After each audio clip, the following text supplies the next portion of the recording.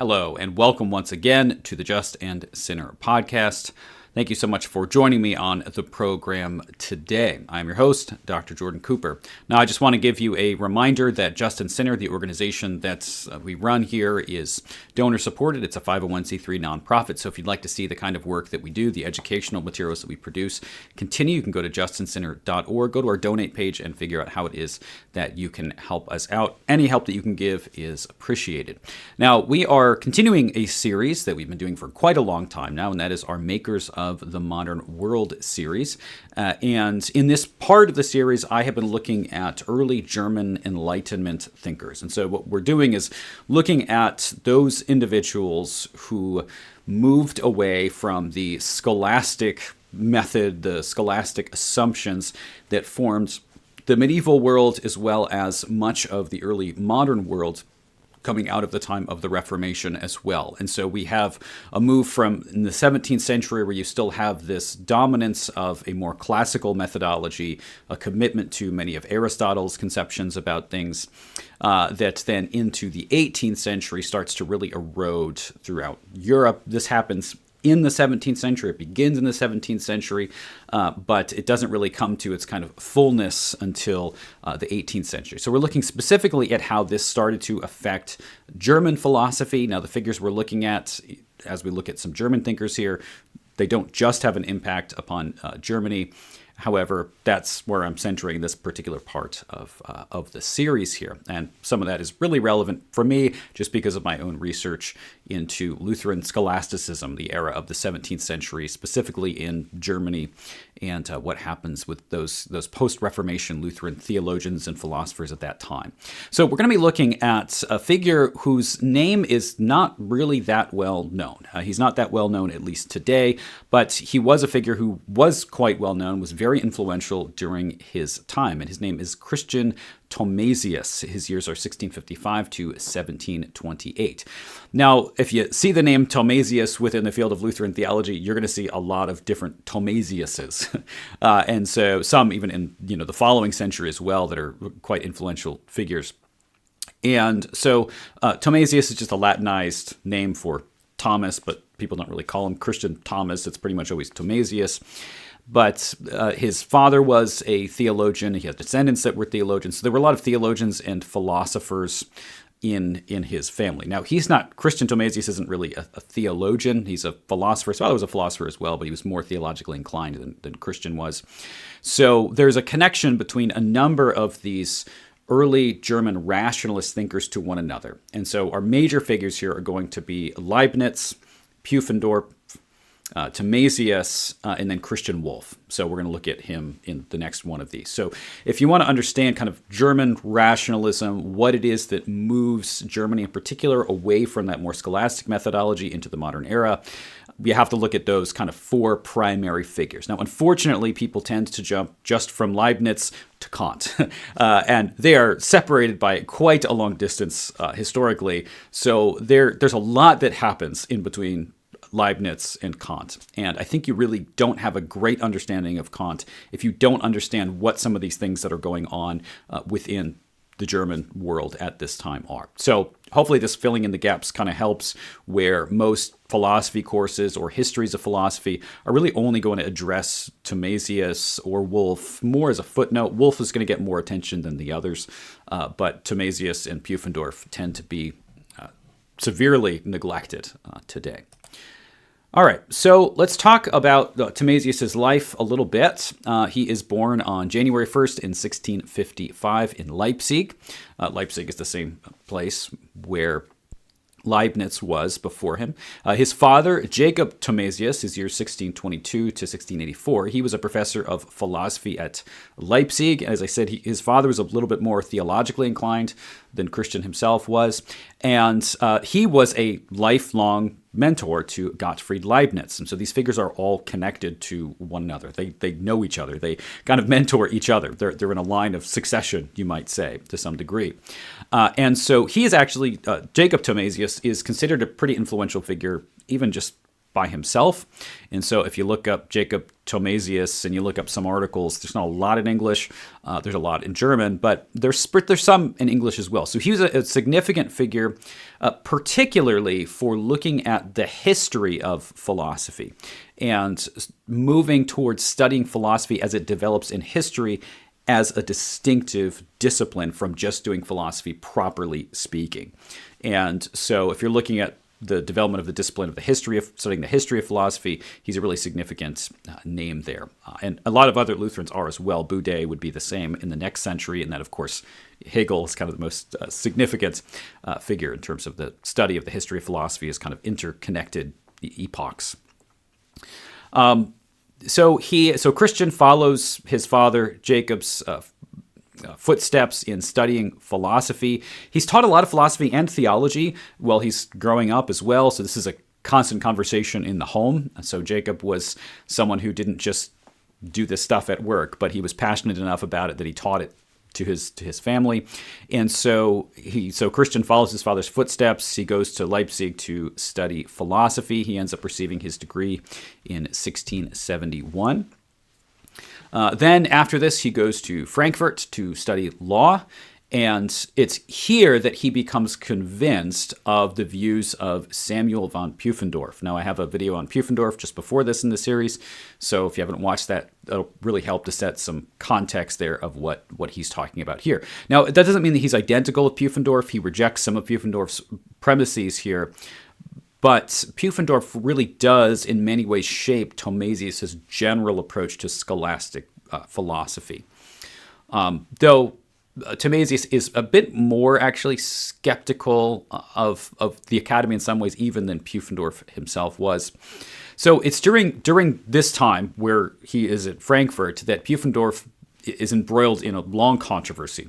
And essentially this controversy boils down to Pufendorf arguing against the necessity of a kind of theological foundation for the study of law.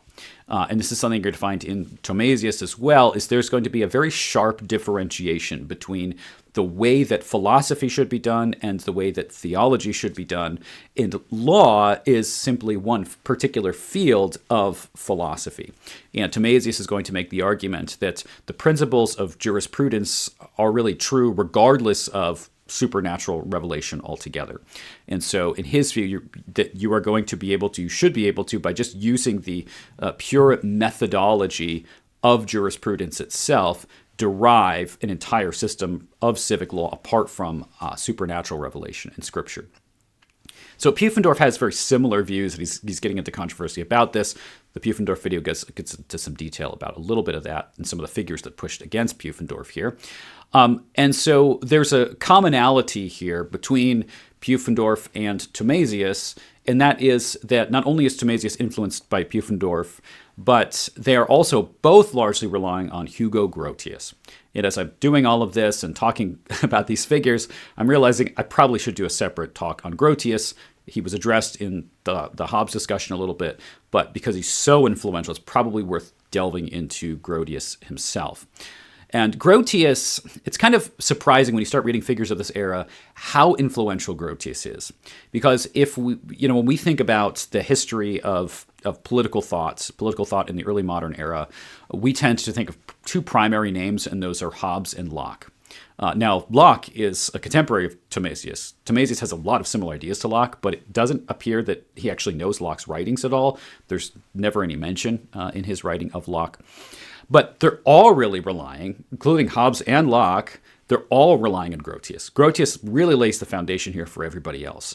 And at least in these German writers, it seems as if they see Grotius really as the central figure, not Hobbes. They read Hobbes, they talk about Hobbes, but Grotius is far more influential than Hobbes is, at least in Germany here. So he receives his doctorate from Frankfurt in 1679. In 1684, he then receives the position of professor of natural law, and that was a new position, where he lectures against the prevailing scholastic methodology of his time. And so he's already watched the controversy with Pufendorf, and he is ready to just kind of jump in himself. He knows what he's getting into when he's doing this, because scholasticism has dominance at this time within the German Academy. And in 1685, Thomasius releases a very controversial work, which is released under the title in English. The name is The Crime of Bigamy, of marrying two wives. And he argues that natural law by itself does not condemn the practice. And of course he knew he was going to get into trouble for making this kind of argument. And he says, well, he's not saying that we should allow this in society, but the prohibition of polygamy in various forms is something that is really the product of positive law rather than natural law. In other words, this is the law of the state, but not necessarily. Like, it's not the law of the state based on the principles of nature of what is right and wrong. It's simply due to custom and social circumstance that we have chosen as a society to outlaw bigamy. But theoretically, it could be something that was a valid practice under natural law by itself. And so, unsurprisingly, he gets into a significant amount of controversy for this kind of claim. But this isn't the only time that Thomasius gets himself into controversy. In 1687, Thomasius gives a lecture in German rather than in Latin, which was standard at this time. And in this lecture, he argues that the Germans should imitate the French in relying on their own language for teaching and writing rather than just using the standard academic Latin. This doesn't seem controversial to us at all. You know, you think about this today and you look back and say, why the heck was this controversial? Why was this an issue? Why would anybody even care about this? Why is this even noteworthy at all? At the time, this was such a significant step, and it was more than just an issue of language. It was an issue of, yes, one might say, a kind of further defining of national culture. That's part of what's going on at this time, though that defining of national culture is something that certainly precedes him. It even really precedes the Reformation itself. But it certainly is an element of what's going on here. But more than that, it is a definitive break with the scholastic way of doing theology. It is a statement to say we are doing things academically that are different from what we have done before. It is a purposeful move away from the inherited past. And along with that, this is also a statement to say that learning should not be relegated to a certain class in society who knows Latin. Instead, this is something that should be universal. There's a strong kind of universality in trust in the ability of the average person to reason competently, which we'll see as we look at his writings. So Erdmann and Erdmann's History of Philosophy, and if you don't know Erdmann, his History of Philosophy, it's 2 volumes. No, he has a 3rd volume that I haven't read, but that is just after Hegel. But his 2 volumes, at least, on History of Philosophy up through Hegel are fantastic. They're so helpful. It's a public domain work. I highly recommend Erdmann. He is a Hegelian. It's a 19th century work, but he has such a masterful understanding of the sources that he uses. Now, not always accurate. Nobody is all the time. But I found him to be a very reliable source. And he's one who's going to connect all the dots really well. And he's also one that is going to introduce you to some of the figures that you're not going to read about in a lot of philosophy textbooks. So Erdmann, to me, has been invaluable. I go back to those 2 volumes over and over again. Again, they're public domain, so you can just find them on like Google Books. I've got them on my tablet here, and I cite them all the time. So just a recommendation for you if you'd like to delve into this in any more depth. Now, he is essentially Hegelian, just so you know where he's coming from.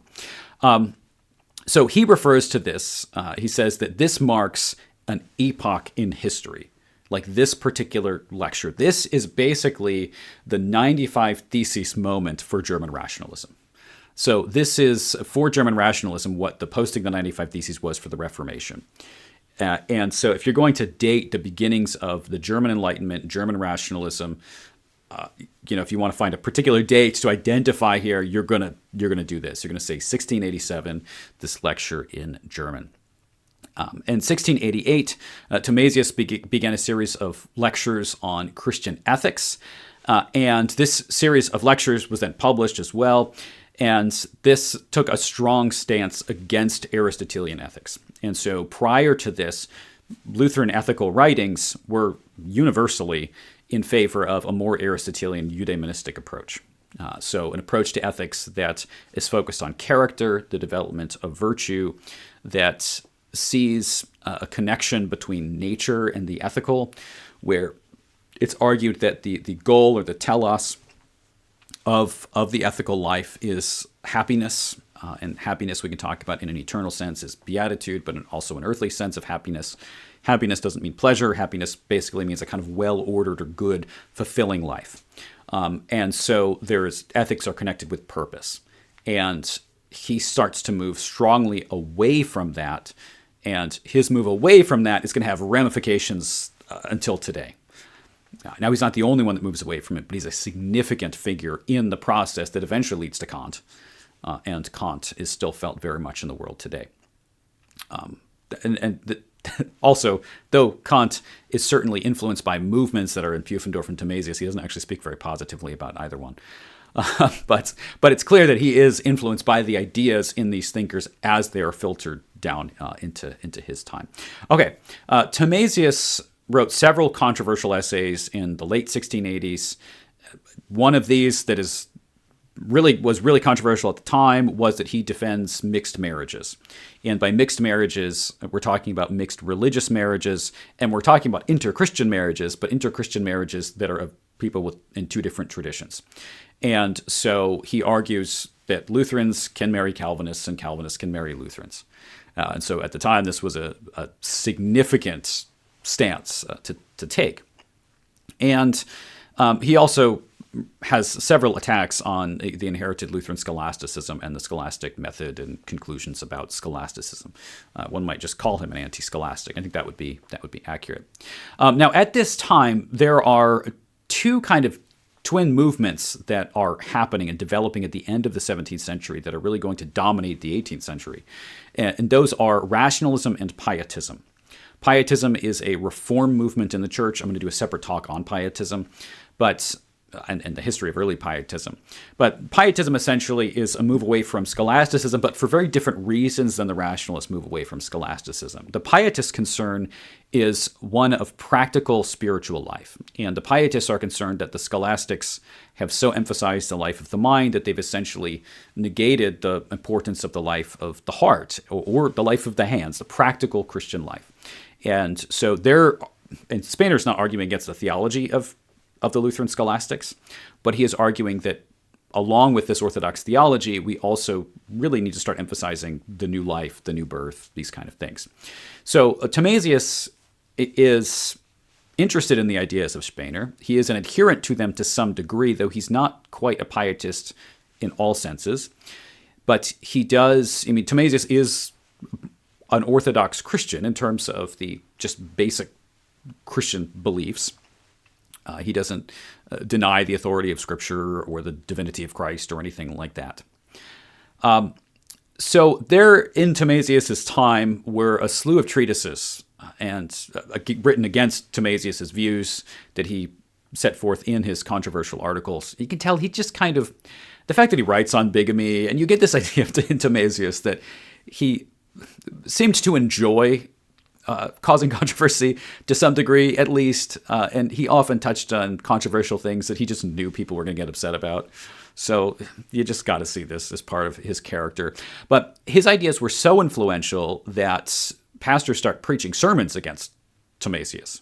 So this is filtering down to the common people to the point that pastors are thinking that they need to warn against the dangerous teachings of Thomasius. This eventually leads to the ordering of Thomasius' arrest. Yes, we're talking about post-Reformation Christian Europe, and people were arrested for teaching theological views that were against that of the state.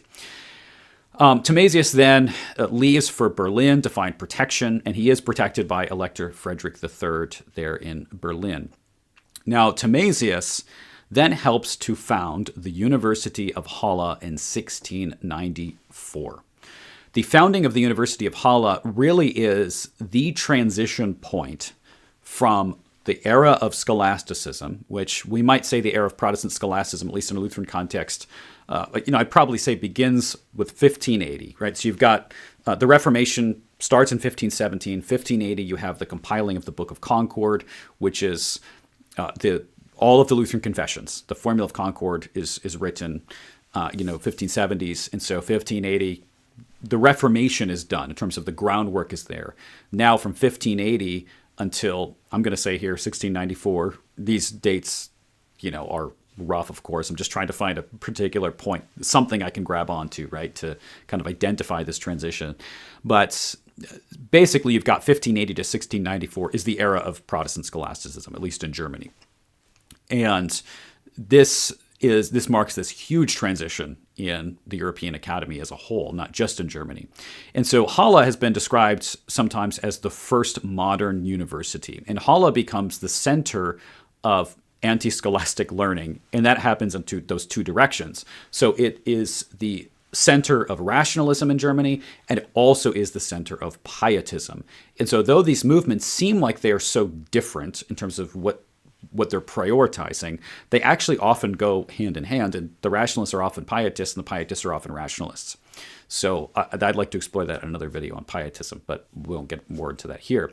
Now, Thomasius ends up teaching at Halle as a very influential professor. He's a beloved professor there, and he dies in 1728. So there's a biography. Here we've got a lot more in his biography than we've got in some of the medieval figures that I've been looking at recently, where we don't have anything about their life. But that's the nice thing about when we get to the 17th century is we know a lot about most of these influential figures. And it always gives a view into the thought processes and ideas of thinkers when we know a little bit about their biography. So let's talk a little bit about his methodology. He rejects the subtleties of scholastic thought. And you'll see this phraseology a lot, scholastic subtleties.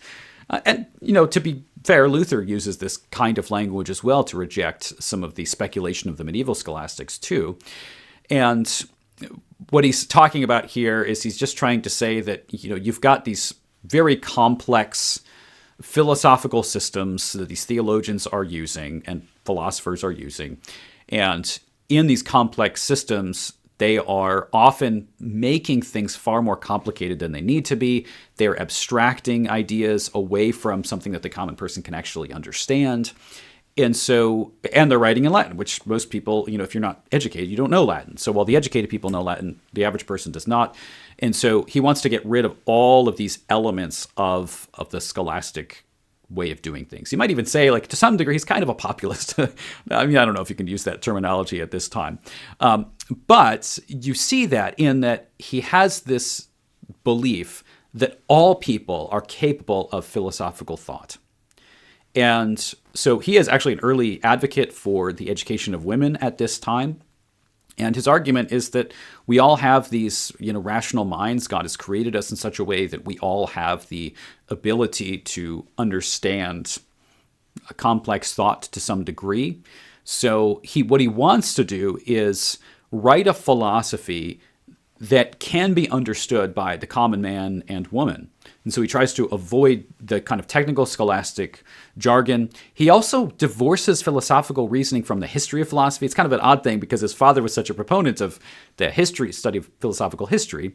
And it's not that, Thomasius is saying we shouldn't study the philosophy of history, but this, and this is true, he's right about this, that the difficulty with some fields, like philosophy or theology, is that the more that they develop and the more that history introduces terms and concepts and figures, the more complicated it becomes to actually engage in the discipline because there's just so much to understand.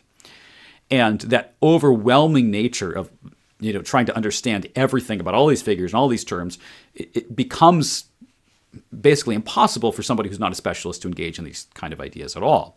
So there's a real reason for what he's talking about here.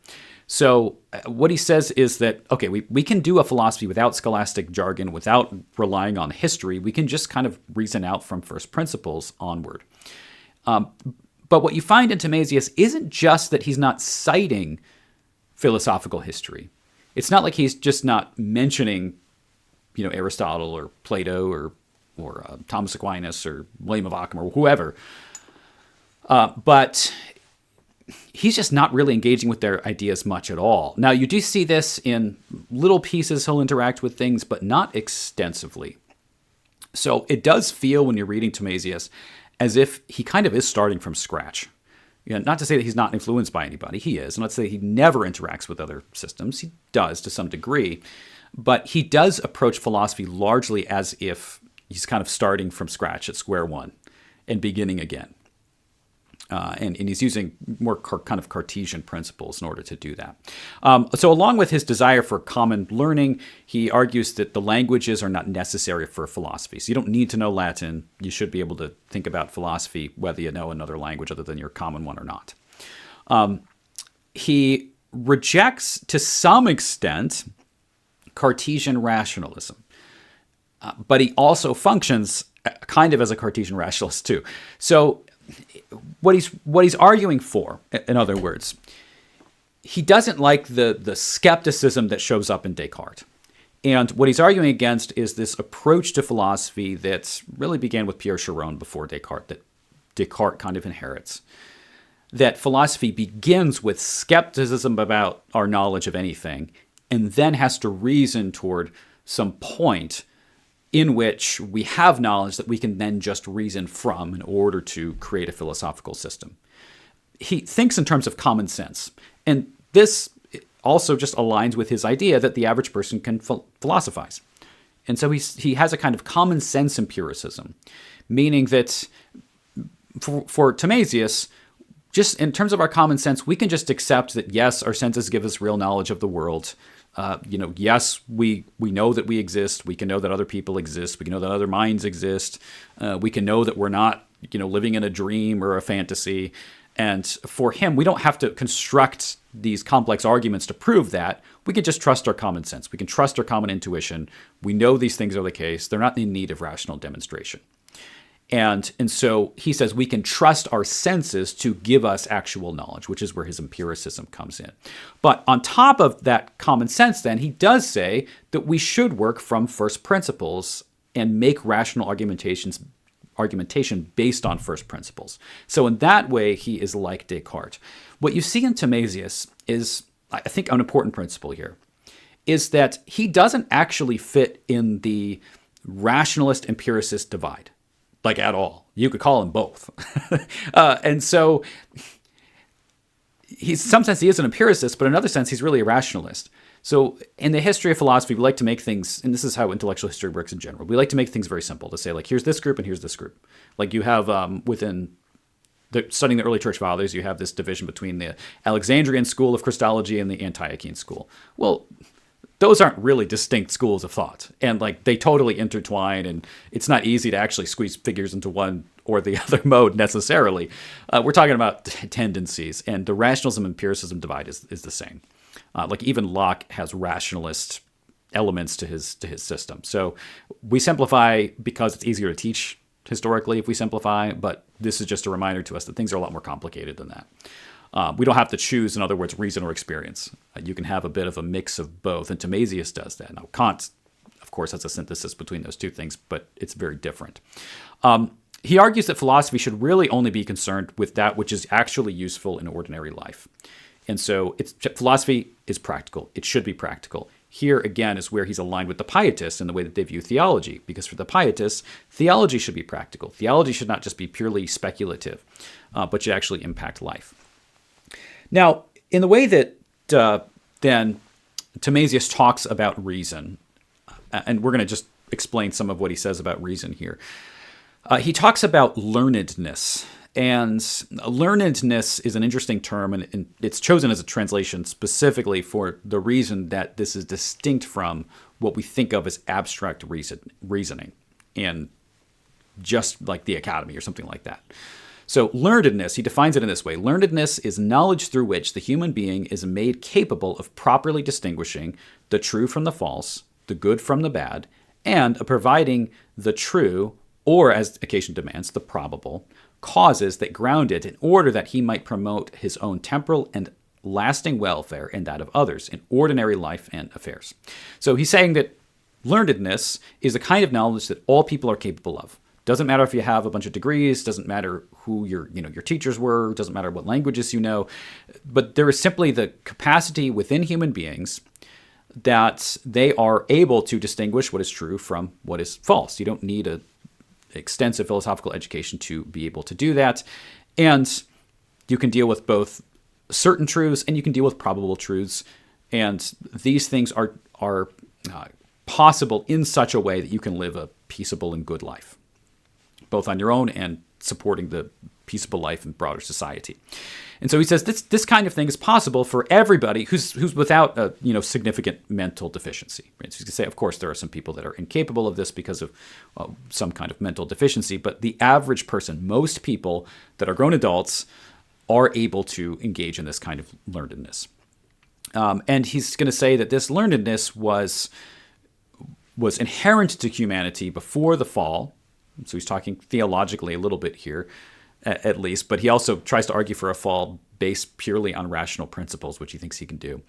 But the intellect then became darkened through sin, so that there is certainly an effect of sin on the intellect, and so we're not just naturally oriented toward good and right learning. We have issues with reasoning properly. However, he thinks that we can get rid of those problems with reasoning properly through training. Now, he is going to take a view that is very similar to the view of John Locke, which is, he says that the individual is born with no knowledge whatsoever. And so there is nothing imprinted on the brain. There are no pre-existing ideas. And so this is going to distinguish him from the rationalist school more generally, which is going to tend to say that there are ideas that are inherent to the mind. Someone like Plato is going to say that we have pre-existent souls, and in our pre-existent state we have knowledge of the forms, and that our learning is actually more of a recollection of things that we kind of already know. So philosophers talk about like intuitive knowledge. There are things that are just inherent knowledge that we have that we don't derive from somewhere. And Kant is going to talk about this with things like space and time as being this kind of thing. But he's going to say that, no, actually you're born with really nothing imprinted on the brain at all, no knowledge at all. And he makes the point that he says if a person was without human community, he would basically be without reason. He would act just like an animal. And so learning or ideas come through one's experiences in the world. Okay, so he doesn't define a learned person as one with degrees or a particular level of academic training. Instead, a learned person is one who has certainty about a small number of truths. So what we're going to have is these kind of basic truths, these basic principles, first principles. And that if we have certainty about first principles, we are then capable of reasoning based on those certain principles toward all sorts of other truths. He has a strong distinction between these two different kinds of knowledge. There is that which comes through natural light, which is the understanding, and then there is that which comes through supernatural light, which is revelation or scripture. And so he's going to strongly distinguish theology and philosophy, going to very strongly distinguish between what is known through nature and then what is known through revelation. He distinguishes between philosophy as knowledge from natural light and theology as knowledge from supernatural light. So they have totally distinct ways of knowing. And this is aligned with what you find in William of Ockham to some degree, even Duns Scotus to some degree, and Gabriel Biel as well. He distinguishes between virtue as the fruit of philosophy and godliness as the fruit of theology. So we have this very strong divide now in the moral life. And you see this grow throughout this period of time, where there is this, the moral life in the civic sphere is just relegated to philosophy, and then godliness is totally distinct from ethics or distinct from virtue in a philosophical sense, and then is just relegated to personal piety. So any kind of public morality then is really just the realm of philosophy, and theology is not involved at all. The theological elements of the moral life are just relegated to the internal life of the soul. So this public-private divide starts to grow at this time, which is really significant as we look at intellectual history, as we go beyond this. So while both theology and philosophy do use the instruments of reason and history, these tools function totally differently in each of these disciplines. So we're going to see this continual process of theology no longer being viewed as the chief science, instead being relegated to this kind of little sphere of the soul, whereas all other disciplines are basically secularized. So philosophy is going to say is grounded solely on reason, and then he's going to say theology is not to be determined by syllogistic reasoning. So theology is not to be determined just by kind of logical proofs. Reason is always to subject itself in the realm of theology to revelation. And so if something does not make rational sense in theology, we still accept what revelation tells us. Now, this principle, to be clear, is one that the Lutheran Orthodox use too. And so something that you're going to find that is different here among the German rationalists within a Lutheran context versus the Reformed rationalists is that the Lutheran rationalists don't use their rationalism to determine theological truths in the way that some other Protestant lands that have rationalism do. Instead, they're going to say, no, theology is always to be distinct from purely deductive mathematical reasoning, but theology gets relegated to this smaller and smaller and smaller sphere. So what you have in the German rationalists is, if you look at their theology, it's basically orthodox. But the way that theology relates to other disciplines or other areas of life is strongly distinguished from the more integrative approach that you're going to find among the Lutheran scholastics. Okay, so reason does have a role in theology, and he defines that in three ways. He says, one, it purifies the understanding of prejudice. And so reason helps us to kind of even start with a kind of blank slate in theology, which is going to be a new way of looking at theology. It's going to reveal erroneous arguments or erroneous syllogisms from the other side. And it's going to promote the avoidance of sophism, which is just making kind of everything really complicated. So reason has a role, but it's not really much of a constructive role as it is a destructive role. Okay. So let's talk a little bit then about what he calls the doctrine of reason. And so we see this language, the doctrine of reason, that he uses. In his argument, he follows Descartes here, where he has this very strong distinction between animal life and human life. And he is going to say that animals are totally incapable of reasoning at all. And we'll talk about this a little bit more. And that the doctrine of reason, therefore, is only applicable to human beings. Now, there's a change in how he's viewing reason from more of the Aristotelian or Platonic approach to reason here, which we'll talk about soon.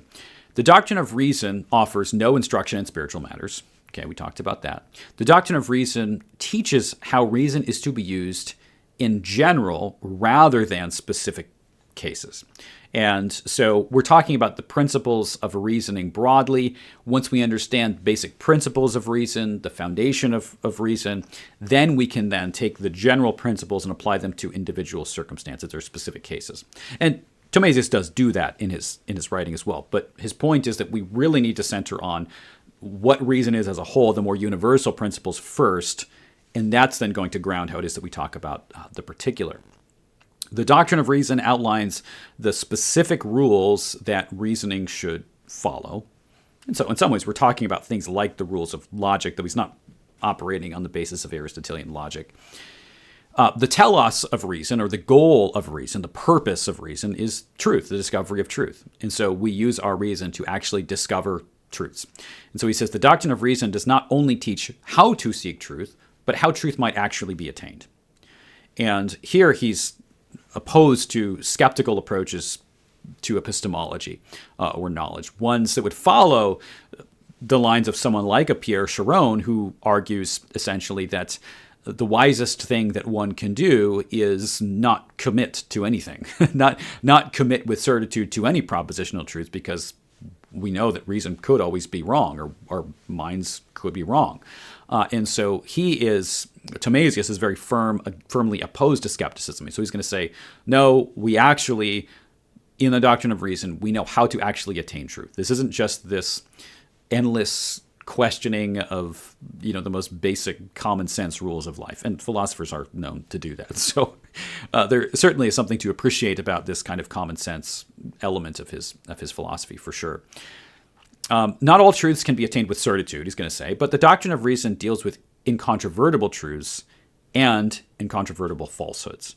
And so he's saying there are truths that are probable truths, and we can certainly live in light of probable truths, but there are other truths that are not debatable. There are truths that are certainly true. And so the doctrine of reason just deals with the issues of certainty. What can we definitively know is right? What can we definitively know is not? And so there are incontrovertible truths and falsehoods. Okay, so then let's talk about the reasoning process. And Thomasius does have a pretty well thought out view of how reasoning actually works. And so, if you want to look at early modern epistemology, study of knowledge, this is an interesting place to go just to see how he develops things, because these are ideas that are going to be built upon a lot within certainly the next century quite a bit. And it is a departure from the way that knowledge was understood among the scholastics.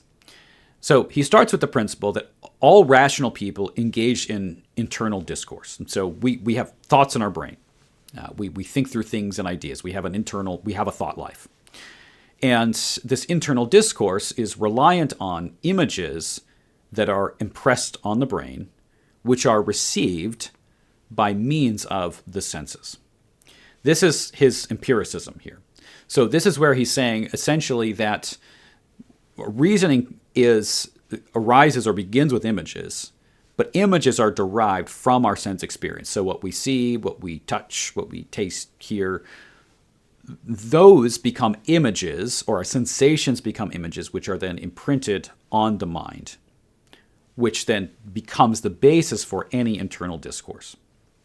So he defines images here as impressions of external objects and their properties on the brain. And so when I encounter an external object, say I have a mic in front of me that you can't see here, and it's a Yeti microphone, and I can look at it. It's silver and it feels kind of cold because it's metal. So I have various impressions of the microphone, right? I've got the impression of what it looks like, and then what it feels like, and the sound that it makes if I were to scratch it or something like that. So you've got these various sensations. And then these are impressions that are then imprinted on the brain. And so it is important to say that he has a strong connection between the external and internal. He just we'll see this, he just outright rejects skepticism that our senses can know anything about the world. And so there's just an assumption here that, yes, of course, your senses actually relate to the external world. So the external world imprints itself really on the individual through the senses, as then they are filtered through the brain. Okay, so images are these impressions of external objects and their properties. So talk about the object itself, as I said, the microphone. The properties are things like, again, it feels cold. The color is like the silver-ish color. Those are the properties. Internal discourse is then identified with consciousness. So once we have these ideas in the brain or in the mind, and we can think through them, that is itself consciousness. He distinguishes between internal sensations and external sensations. So external sensations here, we'll start with there, though I know I have it written backwards. External sensations are those which arise from direct encounters with objects through the senses. And so this is the sensation that I get when I am directly, say, looking down at this microphone here.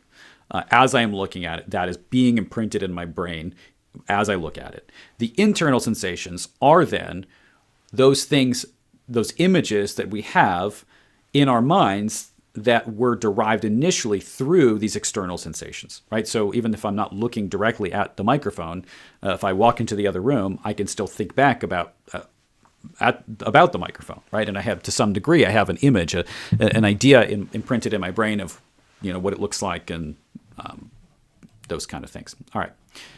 So then, as we're talking about the nature of the intellect and impressions and the mind, we have to answer the more basic question, what is a human being? And this is one that he spends quite a bit of time on in a number of different works, actually. And let's go back to this idea that we already mentioned briefly. And this is something that is popularized by Descartes. And that is that he says animals do not have sensibility. They don't have sense. And he says that animals are entirely without thoughts. And, he does say, though, he says, animal movements do not consist solely in external motion. They're not just bodies that move externally, but there must be some internal cause within them of their actions, but it can't be sense. It can't be thought. It can't be reason. At one point, he likens the work of the animals to that of the motion of a clock. Essentially that the clock is basically just a machine, and it's just kind of programmed or made in such a way that it's a series of physical parts. And as those physical parts interact, the clock just moves. It tells time. But there's no internal life of a clock. But he would say that's precisely the same when it comes to animals. They don't have any internal life whatsoever. This position, again, was very popular at the time. And if this position is right, animals are really no different from computers. Or other objects that we wouldn't consider to be alive. A robot would essentially be the same thing as an animal in this perspective, because a robot doesn't have an internal life. And this has some relevance probably to, ethical issues in terms of how it is that you treat animals. So not that that's really in his mind in any way at all, but I think that is probably a ramification of this perspective. He defines a human being here as a corporeal being, one with a physical body, that can move itself, it has the power of motion, and can think. So he rejects the traditional doctrine of man as a rational animal in a sense. And I say in a sense because at one point he does say, and this is his treatise on jurisprudence where he says this, he says that we can use a traditional definition, man is a rational animal, but we have to define what reason means. And so he's going to say we can use the definition, but if we define what animal means and what reason means, we're really going to come up with a different definition. so kind of departs from the traditional Aristotelian definition, but also kind of affirms it and changes it. And so he denies that sensation, as I said, is essential to animal nature at all, since he denies that any lower creatures have sensation. And so he is going to say that the animal body, what makes a body, what makes a corporeal being, is just something that has physicality and locomotive powers. So it has something that has the power of motion. And so an animal is essentially anything that's corporeal that has the power of motion. So we're not defining an animal by its sense because it doesn't have a sense, doesn't have an internal life at all in his view. Now, some of this, the way he defines thinking as well is going to be different because he's talking about thinking or reason here more in the way that Descartes talks about thinking than someone like Aristotle or Plato, in that he's not talking about abstraction or the understanding of universals. Instead, thinking is a mere impression. So an impression on one's thoughts. So a thought is not inherently rational. A thought is simply an internal impression of something. And so when he says that animals can't think, then he's not just saying that animals can't reason. He's saying that they can't even have a sensory impression of anything, which I think is a very difficult position to sustain. The human being is dichotomous, so body and soul. The former is shared, the body, which is a physical thing that has the power of motion, locomotion. That is shared with the animals, but the later part of this is unique to humans. So even consciousness is unique to humans. He defines the body as that which moves and the soul as that which thinks. And so, Descartes talks about the mind and body distinction. Thomasius speaks about mind and soul as synonymous. So that a mind-body distinction is a mind-soul or a body-soul distinction. Humans act on common sense, he's going to say. He's a common sense philosopher, which he says common sense is a combination of three things. You've got external sense, so we already talked about this, that external sense is that which impresses itself on you as you encounter an object in the world. Fantasy, which arises from the images of a thing that are imprinted within the brain, and memory as we recollect things. And so as we have these impressions, first these kind of primary impressions that are direct, these secondary impressions that remain in the brain as we are even away from the objects, and we have memory of things, these all combine to create common sense. Now, he conflates sensation and imagination with the intellect. This is important to understand what I talked about with animals, arguing that if animals have sensation or imagination, they're not strongly distinguished from humans. All right. Reason, he says, is composed of two things, that is understanding and will. And understanding, he says, is the activity of the soul as it understands the essence of things. And so he's going to inherently say that we can actually know things. We can actually know the external world. And so understanding is understanding essences. So would be very strongly opposed to what Kant does when he makes the strong distinction between the noumenal and the phenomenal realm, that we can't actually know the thing in itself. He just takes it for granted that, yes, we can know the thing in itself, and that's what understanding is. And then he says that the will, in contrast to the understanding, is the activity of the soul as it is moved to think something based on the external movement of sensory members. Talking about your body. A thing can consider a thing regarding its essence or its existence. And so he does affirm a distinction between the essence and existence of a thing, which is distinct from the way that somebody like William of Ockham, for example, would deny this Thomistic distinction. And he has a strong essence-existence distinction that he outlines in some depth. As the mind receives images through impressions, the intellect then operates with these images in mind, and then they become abstractions. So, in other words, you receive impressions as you touch things and as you see things and as you hear things. These then become images that are imprinted on the mind, and then these images in the mind are abstractified. They become abstractions. They become what we think of as essences. So in other words, if you see, say, a bunch of things that are triangular, these begin as impressions of particular objects. And then the intellect perceives of these various distinct objects that you have in the mind that all have this common property, which is that they have the shape of triangle. And then the mind abstracts them so that the mind has a concept of triangularity, even apart from the physical objects directly that one might be thinking of. Abstractions might be considered either in themselves as memory or through a combination of various abstractions, which he calls fantasy or imagination. And so we're talking about imagination here. You can take these various ideas that are now abstract things that you're thinking of as essences, and your mind can now combine them. And your mind can combine them in ways that don't necessarily correspond to reality. This is how we come up with stories, is that you have various ideas that you can combine in your head in different ways that are fictional. But even a fictional story is the creating of a story with ideas that were really derived at one time from sense experience. And that's at least Thomasius' argument. When the mind seeks to find previously unknown things through the consideration of abstractions in relation to another, this is reasoning. And so this is where we're not just engaging in fantasy, where we're just combining ideas together. You could take the unicorn, you're taking two abstractions of a horse and a horn, what those two things are. And in terms of the fantasy, imagination, you can, take those two things and combine them and create the unicorn. But reasoning is distinct from imagination in that with reasoning, you're looking for things that are actually true. And so you're looking at these relations as they logically cohere with one another to come up with conclusions based on principles that are inherent to these abstractions.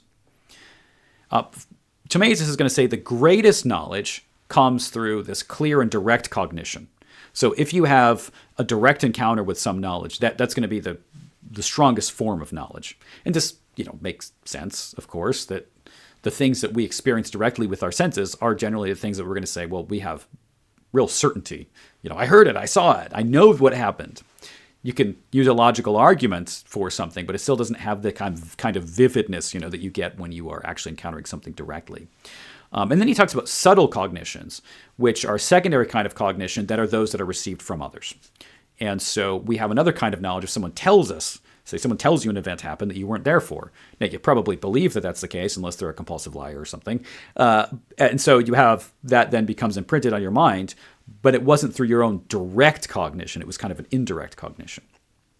And then I also want to just quickly define how he describes reason, at least in one place. And this actually is a different treatise than the one that I'm drawing most of this from here. But here, at least, he says, human reason is nothing other than thought. And then he cites Descartes as the proof of what he's trying to say, which is that we're talking about reason. We're talking about direct thoughts more than we are the process of reasoning itself, though obviously he's talking about reasoning here too, so he's not denying it, but he's identifying an element of reason that is much broader than just reasoning in a logical sense. All right, which is what, again, leads him then to reject that animals actually have it. So when we're talking about human beings as a rational animal, in other words, that means that the rational element of that can simply be that the mind has impressions, not necessarily that we actually have an understanding of truth through abstraction, though he says that's the case. We do that, but that's not inherent to the notion of being rational per se. So related to this is the concept of truth. Truth is, as he defines it, he says it is the agreement between internal thoughts and the constitution of external things, or things outside of those thoughts. So if there's an agreement between a thought that you have and the external world, that's truth. You have a true understanding of a thing. And he just rejects skepticism outright. He doesn't even deal with it. He just assumes common sense without a clear theory of the relation between the inner mind and the external world. So you're not really going to see at all in him, which is kind of surprising, a discussion of like realist, nominalist debates at all. He just doesn't even really engage in that. He doesn't engage in the kinds of questions that Descartes has about how can the internal soul actually understand material things? It's a totally different kind of substance. He doesn't, like Kant does, talk about the difference between things as we understand them through the senses and as they are in themselves. He just says this: things are so constituted that they can be grasped by the human being, and the understanding is so constituted that it can grasp external things. It's kind of what he says about it. And then he several times in his writing, he just says, if you don't believe this, then I don't know what to tell you, but you can't understand anything. So you just got to assume it. So you just assume common sense is true. And the nice thing about this is that he does avoid that common perception that philosophers just theorize for no reason, and they just like to cause confusion and doubt the most obvious principles of reality, which philosophers, to be fair, do, especially in the world after Thomasius. And he wants to just say, like, guys, let's not like theorize about whether you can know that other minds exist or something. Like, obviously that's true. So just assume it, and as basic knowledge, what later will be called primary basic knowledge. The understanding, he says, does things like it combines, it divides, and compares external things as received by the senses, and then as they become abstractions. There are some truths which need no proof. That's what I'm talking about as primary basic beliefs. So that's not his term. That's a later term. Such as, and he uses this example, that one is awake rather than asleep. So you don't have to, and he's I think pretty clearly talking about Descartes and some of the proposals that Descartes has in his kind of little thought experiment. Just like, you don't need to prove that you're awake. You don't need to prove that you're not being, tortured by some evil genie who's messing with your senses. You don't really need, you just assume it. We know it. And the question is, of course, how do you know it if you deny that there are any actual inherent thoughts like that aren't derived from sense experience? Because it seems like he has these preconditions of understanding that don't really accord with his view of the brain in infancy. Maybe he deals with that somewhere, I'm not sure, but at least I haven't encountered it. Incontrovertible truths he distinguishes from probabilities. So there are some truths that we know definitively, and there are other things that are mere probable truths. And probable truths do a great deal of good, he's going to say. He's not going to argue that probable truths don't really make truth or something. Whereas some would say, well, if we don't have absolute indisputable truth, we can't act on something. He doesn't do that. Okay, so the first principle of truth, and he's going to argue that we need to start with some ground, some provable thing, some provable proposition that we then can derive other truths from. And so he distinguishes between first truths and first principles. And first truths, he says, are things that can be known directly and with certainty, but these can either be universal or particular, because there is, but he says first principles are always universal as opposed to these first truths. So there must be one primary first principle, because there is one understanding, human understanding, which is shared among all human beings. And here is where he sounds like a realist, at least. So that we all have the same thing that is understanding, essentially. And so we all have to have some agreed upon first principle through which we can all reason. And so he wants to deal with universality and not particularity. So he wants to say there are things that we can all know instead of just talking about how one individual mind functions in relation to the world. So the first principle is, he defines it this way. He says, that which agrees with human reason is true, and that which is contrary to human reason is false. There are clearly assumptions within that, but he's just accepting those. So there are three propositions that are necessary to affirm in order for this first principle to make sense. The first is, what the understanding cognizes through the senses is true, and that which does not accord with the senses is false. Okay, so here he's talking about the reliability of our senses, that they actually deliver truth to us. Second thing we have to propose and affirm is that the one who is truth-seeking is not seriously mentally ill, so that they can't understand reality. And the third is that the one who is truth-seeking is awake and not asleep. So when these three things are the case, when we affirm all three of these things, inner sense has never deceived us and cannot even possibly do so. That's a strong statement there. So that there is no possibility of our inner sense being wrong, if those things are all true. And we can misunderstand our internal sense. So he's not saying that the human can never make mistakes based on sense experience. The law, then let's talk finally about the law. Because this is a field that he's written a lot on, and I know I've spent most of this time here talking about understanding how the mind works, the nature of the human person, those kind of things, his methodology. But he's also written a lot on the nature of law. And as I mentioned, he's significantly influenced by Hugo Grotius in these matters of law. And he's very influential on ideas of jurisprudence following him within, especially the German Enlightenment, but again, not exclusively in the German Enlightenment. So how does he define law? He defines law as a command by a ruler obliging subjects to guide their actions in accordance with this command. And so we see this emphasis on law as that which is commanded by a superior. Here we see a lot of similarities to what Pufendorf is saying. A lot of this really is just a total reiteration of and repetition of what Pufendorf already said. And so he's defining law not by its eternal essence, but instead as that which one is obligated to perform based on a position of superiority. And he's not just talking about the law of the state, as he says this here, but he is talking about the law of God. And so he defines this very clearly. He focuses on the state, and he tries so hard to avoid saying anything theological. And you see this in his writings where he's like, I'm not talking theology. I can't talk about theology, because that's a totally different sphere. So we don't want to talk about that. But regarding the lex aeterna, which is a phrase meaning eternal law, I have a book of that title, but that's the common phrase that's used by the Lutheran Orthodox. Thomasius writes that God does not act according to a law, and that the law is eternal. And that the law is eternal is a fiction of the scholastics. And so he's saying that there is no eternal moral law by which God himself acts, and there is no eternal law which is then given to us. It's a fiction. And so he affirms a very strong voluntarism here, meaning that he is identifying exactly God's moral will with the moral law. So that which is right, in other words, is not right because it accords with the divine essence. It is right because God has decided that it's right. So this is voluntarism. The will is primary. We're talking about the moral law. The action of human beings that are performed in conformity with the law is what he defines as duty. And so we have duty to perform according to law, and that is true with the kind of divine magistrate or the earthly magistrate.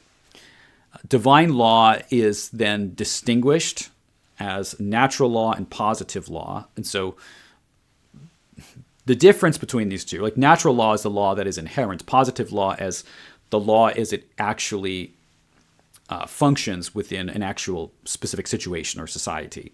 So we could talk about a distinction that tends to be the case, at least in kind of more historic Lutheran orthodoxy, not just Lutherans, but where it's going to be said that Like there was a natural law. Say, look at the Old Testament. You have the natural law, which is the moral law. So the Ten Commandments generally are a summary of the moral law. Those things are inherently right and wrong. But then we have the positive law that God gave to Israel. In other words, Israel had specific civic punishments they had to enact for particular breaches of the law. Now that's a positive law. That's not as essential or as fundamental as the moral law. Then we're talking about how a particular society functions in its civic life in relation to the moral law, but it doesn't have the same kind of necessity. In other words, we don't look at Israel and say that we need to implement the laws of theocratic Israel in contemporary society. Because that was positive law in that particular situation, society, and culture. It's based on an eternal moral law, but it's not identical with it. So while the moral law remains in effect today, the civic law, the positive law, does not. And so different societies can have different systems of positive law. There's no morally absolute form of government or way that the civic society needs to function. This thing is historically contingent to some degree. It should be reliant on the natural law. It shouldn't depart from the natural law, but the way in which it functions is historically determined. Okay. Thomasius rejects the idea that the natural law was antecedent to God's decree as distinguished from positive law, which is within his decree. So in other words, in a classical view, the moral law precedes the positive law. So the moral law is more essential, so that the positive law, when God decrees something, is dependent on that essential moral law, but it's not identical with it. And he essentially says, if you read him, it's weird the way he describes it, because it's not even what the Lutheran Orthodox say. But he's like, well, because God wills everything at the same time. There's no succession in God. Well, that's true, but nobody who talks about this is talking about a temporal succession. We're just talking about what logically flows from what. So we're not saying that in time God had one decree and then he did another decree. God is atemporal. He exists outside of time. But he doesn't really, so it's odd. He doesn't seem to really engage with the substance of what his opponents actually are saying about this. He discusses the law from two states, from the state of innocence, so in what we talk about as man in the Garden of Eden, unfallen humanity, humanity without sin. And then he talks about the state of humanity after the fall. Now, this in some ways is similar to what Pufendorf does, where Pufendorf does this, but he makes the argument that there's almost this total disconnect between the moral laws given in Eden and then the moral law as it's given after. Because he says, well, the law essentially changes. Like we shouldn't trust that the moral law was the same in Eden. We don't know that. Maybe before the fall, the law was totally different. Or maybe if the fall didn't happen, God would give us a totally different moral law. So the moral law is equated with particular circumstance. But the way that he's doing it, Thomasius is doing it, is a bit different. What he's trying to do here is he's trying to construct what a state of innocence would be outside of Scripture. And so he says, well, the theologians rely on the Bible. That's not our method. Then he says that the realm of jurisprudence is like mathematics. So that we don't need like a Christian jurisprudence in this way. Just like we don't need a Christian mathematics. We just need the principles of mathematics. And so you don't need theology to inform math. You just use the mathematical principles. And so he says the same should be true of jurisprudence. We're not judging based on any theological standard. It's a totally different field of knowledge. So we have to come up with almost really mathematical principles and use those certain principles for the purpose of jurisprudence. And so then he says, so therefore we have to do this with the state of innocence. So instead of using the biblical account, he says we need to just kind of throw out the biblical account because we can't use that in this field. We'll say it's all true in the field of theology, but in the field of philosophy, we need to just kind of have a blank slate of a mind and rise at this through pure rational principles. You see, again, this very strong divorce between these different fields of study or ideas. And so from here, then, he tries to make a philosophical argument that there had to be a state of innocence and that there had to be a fall. He doesn't do a good job at that. Like, it's just not a compelling argument by itself. Not that there's no reasoning that's valid in any way, but to discover this or to propose this as some kind of principle with any kind of certitude seems to go far beyond what is merited by the logical argumentation he sets forth here. But what he's really trying to do here is he's trying to do what Hobbes does when Hobbes proposes a kind of state of nature, so that there is a consideration of man apart from the civic order. And so we can consider nature as it is in itself, without looking at how history has developed. So it's this way of looking at political life through abstraction and theoretical thought experiments. And that's what he's trying to do here. And so he wants to say, what would humanity be without the government? And he's specifically doing this with the question of, okay, what would humanity be in a state of innocence if I were to just kind of ignore whatever Scripture says about it and just determine these things by my principles of bare reason? And then from there, now we can talk about what the fall might do to humanity in light of that natural state we've just theorized. And now we can theorize from the fallen state and looking at the unfallen state about what the purpose of civic society might be and law might be. And as he does this, he comes to the same kind of conclusion generally that Pufendorf does.